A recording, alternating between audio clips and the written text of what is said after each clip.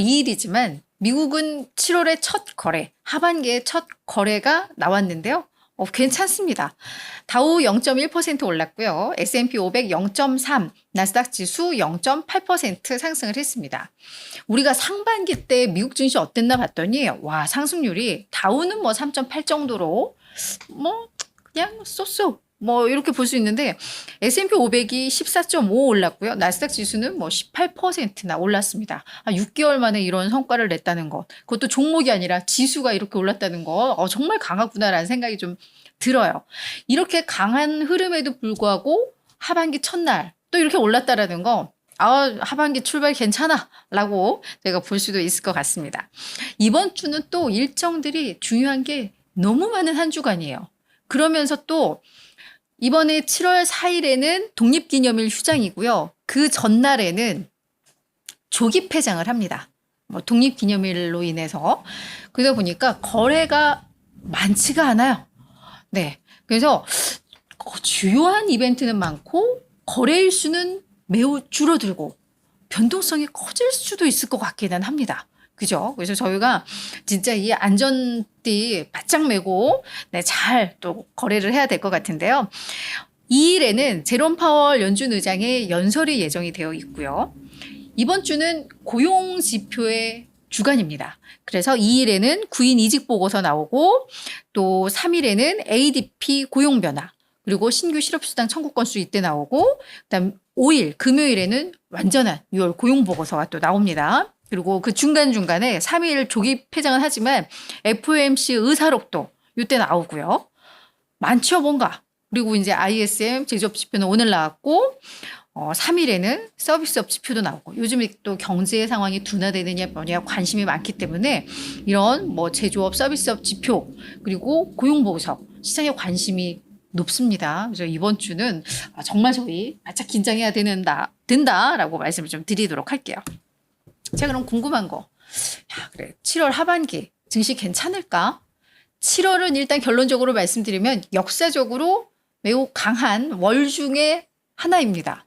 그래서 봤더니 2014년에는 아마 7월에 증시가 조정을 받았던 것 같은데요. 그 이후에, 그러니까 2015년부터는 지금까지 계속 15년부터 지금 23년까지면 한 8년이죠. 15, 16, 17, 18, 9년이네요. 9년.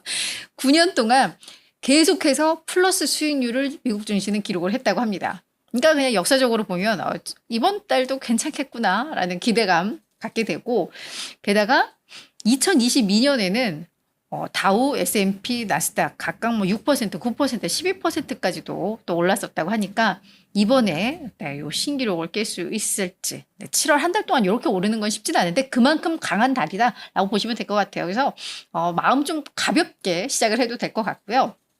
자, 그럼 이제 조금 긴 흐름으로 하반기는 어떨까라고 했더니 사실 기대와 우려가 교차하고는 있습니다.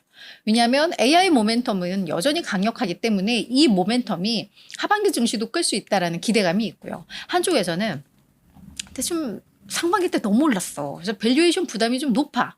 거기에다가 지금 시장 전반적으로 다 같이 올랐느냐? 아니 대형 기술주들만 자꾸 올리면서 이 쏠림 현상이 좀 심해. 이런 게 약간 좀 우려가 돼. 얘들 삐걱하면 시장 완전히 망가질 수 있어. 이제 이런 우려들이 약간 교차는 하는 것 같은데 실제로 이 쏠림화가 얼마나 심했냐면 10개 주식. 그러니까 그 중에는 뭐 우리 엔비디아라던가 뭐 우리 브로드컴도 들어갈 것 같고 일라이릴리라던가 뭐 이런 몇 개 종목이 있겠죠. 이런 10개 주식이 S&P 500에 있어서 그 가중치 비중이 지금 33%를 차지하는데 이게 지금 역사적으로 매우 드문 정도의 쏠림화라고 합니다. 그래서 뭐 이 정도의 쏠림화는 역대 한 뭐 손으로 꼽힐 정도, 한 손으로 꼽을 정도, 한 3-4번 정도 이런 게 있었다고 하니까 그래서 쏠림이 지금 되게 심한 국면인 건 맞다라는 생각이 드는데 구체적으로 내용들을 좀 볼게요. 자, 먼저 프린서플 에셋 매니지먼트의 시마샤 수석 글로벌 전략가. 이분은 강세론자입니다. 이분은 우리 하반기에 대해서 뭐라고 하냐면 견고한 경제적 배경이 지속되고 있고 금리나 없어도 돼.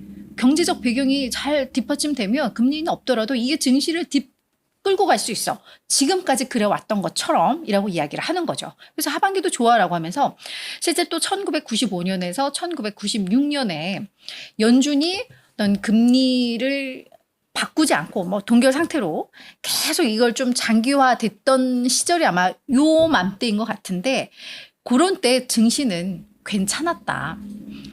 라고 이야기를 좀 하고 있습니다. 그래서 뭐 그런 것들 고려했을 때 경제가 뒷받침된다면 하반기 증시 걱정하지 마라 라고 이야기를 하고 있고요. 캐피탈 이코노믹스의 네일 쉐어링이라는 수석 경제학자는 이분은 이게 약간 강세론자인지 약세론자인지 약간 애매한데 한번 들어보세요. AI 모멘텀으로 인해서 내년 S&P 500은 7,000으로 정점을 찍을 것이다 라고 이야기를 하고 있습니다.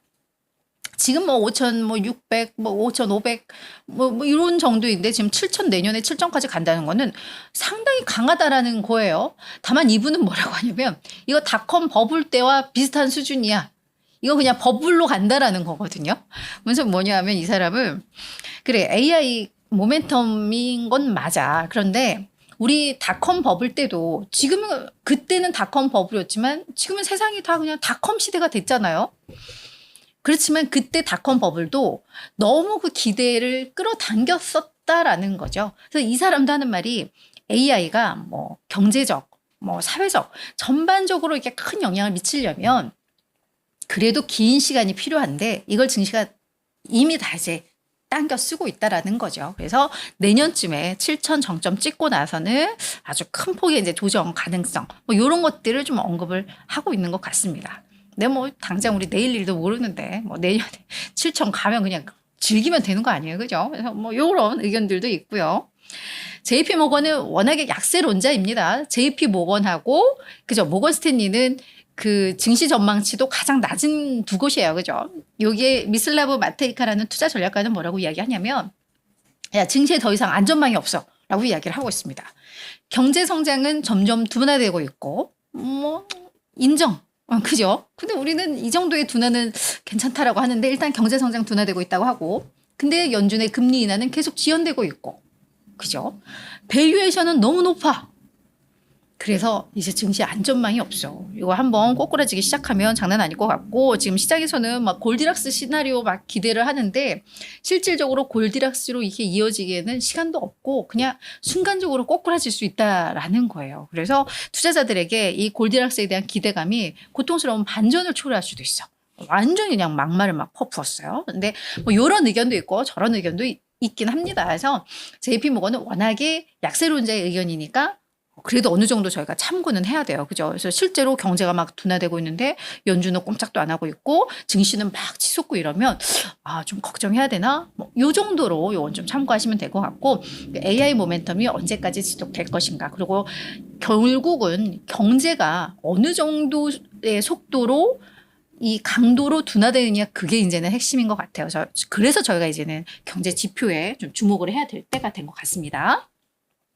자, 이 밖에 또 이슈들을 좀 점검을 해보자면요. 먼저 10년물 국채 수익률이 오늘 많이 올랐습니다. 12bp 넘게 오르면서 4.469%까지 올라갔는데요. 지난 5월 이후 거의 최고 수준입니다. 뭐 증시에 미치는 영향은 그래도 제한적이었어요. 오늘 시장이 전반적으로 올랐으니까.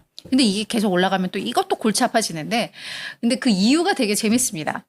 우리 일단 금요일 날 네, 대선 후보들의 토론이 있었고 거기에서 일단 트럼프가 승기를 잡았어요. 잘했다기보다는 우리 바이든 대통령이 좀 못했죠. 근데 우리 그 지난주 수요일인가 저희가 노벨상을 수상했던 이 경제학자들이 막 이야기했다라고 하면서 이야기했잖아요. 트럼프가 당선되면 인플레이션 치솟는다라고 경고를 했다고 하는데 그거에 대한 우려가 실제로 있는 것 같아요. 트럼프의 어떤 공약들을 보면 물가를 자극할 만한 공약이 있는 게 또 사실인가 봐요. 그래서 그걸로 인한 인플레 우려. 야, 트럼프가 당선될 가능성이 높은데 그러면 인플레 자극될 텐데 이거. 그래서 실제로 투자자들이 미국 장기 채권을 상당 부분 매도를 하고 있다고 합니다. 그러니까 트럼프 당선 가능성을 높게 보고 있는 거고 그렇게 되면 인플레가 자극이 될 거고. 뭐 그런. 그래서 오늘 국채 수익률이 많이 올랐다고 해요. 그래서 이거 참고하시면 좋을 것 같고요. 경제 지표는 6월 ISM 제조업 구매 관리자 지수가 오늘 나왔는데요. 우리 50이 기준이죠. 근데 일단 기준선 밑에 있습니다. 그러니까 경기가 지금 위축 국면에 있다. 계속해서. 그리고 월가의 예상도 밑돌았고 전월보다도 나쁘게 나왔다. 경제 상황은 확실히 둔화되고 있구나라는 건 확인이 되고 있습니다. 그래서 지금 3개월 연속 월가 예상을 밑돌고 있거든요. 그래서 이것도 약간은 걱정되는 부분이기는 해요. 그래서 이제 서비스업 지표가 주중에 나올 텐데 거기에 이걸 좀 상쇄해 줄 수 있을지 좀 저희가 지켜봐야 될 것 같습니다. 그리고 마지막 이슈는 확실히 이게 지구온난화로 인해서 여기저기 좀 난리가 났습니다. 카리브해에 허리케인 베릴이 이제 상륙했다고 하는데요. 요 단계가 4등급으로 이게 초강력한 허리케인이라고 합니다. 그래서 이제 나무를 정말 그냥 뿌리채 뽑을 수 있는 정도 강도라고 하는데 뭐 원래 6월 말 7월 초 이때는 허리케인이 발생을 하기는 하는데 이렇게 초강력한 허리케인이 발생하는 시기는 아니었다고 해요. 근데 이제 이게 발생을 했고, 그럼 우리가 이제 증시에 있어서 이걸 왜 봐? 라고 했더니 크루즈들이 오늘 동반 약세를 보였거든요.